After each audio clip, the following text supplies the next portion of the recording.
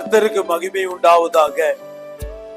இந்த பூமியில் பொதுவாகவே மக்கள் ஜனங்களை இரண்டு கூட்டத்தினராய் பிரித்திருக்கிறார்கள். ஒரு கூட்டத்தார் பரிசுத்தவான்கள், நீதிமான்கள் என்று சொல்லி ஒரு கூட்டத்தை பிரித்திருக்கிறார்கள். இன்னொரு கூட்டத்தை பரிசுத்தமில்லாதவர்கள், அநீதிக்காரர்கள் என்று பிரித்திருக்கிறார்கள்.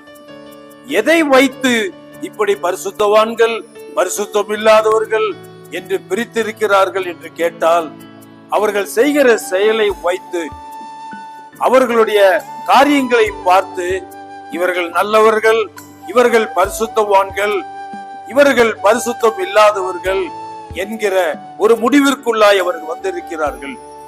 ஆனால் நம்முடைய தேவன் ஒரு நாளும் இவ்வகையான வெளிப்படையான காரியத்தை பார்த்து ஒரு மனிதனையும் பரிசுத்தவான் என்றோ, தன்னுடைய ஜனம் என்றோ, தன்னுடைய ஜனம் அல்ல என்றோ ஒரு நாளும் தேவன் குறிப்பிடுவதில்லை. நம்முடைய வாழ்க்கையின் நோக்கம் என்ன, நம்முடைய வாழ்க்கையின் குறிக்கோள் என்ன, இதைத்தான் ஆண்டவர் பார்க்கிறார். நம்முடைய வாழ்க்கையின் குறிக்கோள் ஆண்டவரை பிரியப்படுத்துவதாக இருக்க வேண்டும் என்பதுதான் அவர் நோக்குகிற ஒரே ஒரு காரியம்.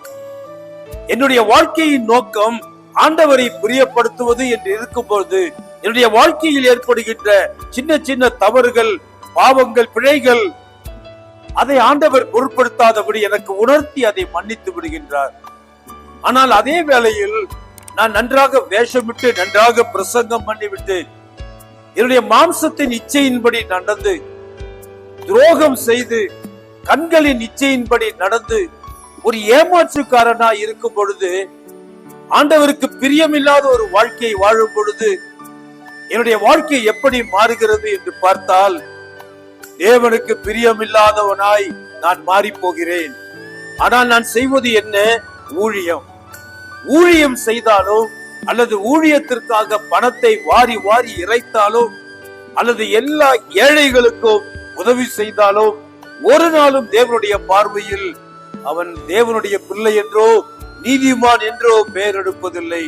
இதை பார்க்கும் பொழுது மத்தேயு எழுதின சுவிசேஷம் 3ஆம் அதிகாரம் 16, 17 ஆகிய 2 வசனங்களில் ஆண்டவராக இயேசு கிறிஸ்து ஞானஸ்நானம் பெற்றதை குறித்து நாம் பார்க்கிறோம். அவர் ஞானஸ்நானம் பெறுவதற்காக அவர் கலிலேயாவை விட்டு யோர்தானுக்கு சமீபமாய் வந்தார். அப்படி அவர் ஞானஸ்நானம் பெற்று கரையேறும் பொழுது வானத்திலிருந்து ஒரு சப்தம் உண்டாயிற்று. இவர் என்னுடைய நேசகுமாரன், இவரில் நான் பிரியமாயிருக்கிறேன். எவ்வளவு அருமையான ஒரு வார்த்தை!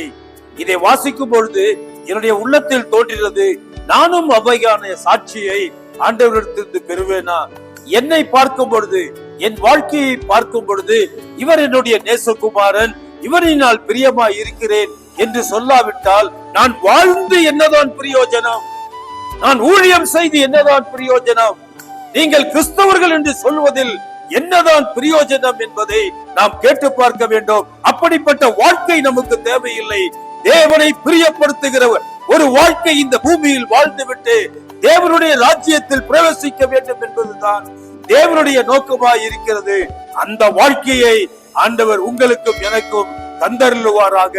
ஆண்டவருக்கே மகிமை உண்டாகட்டும்.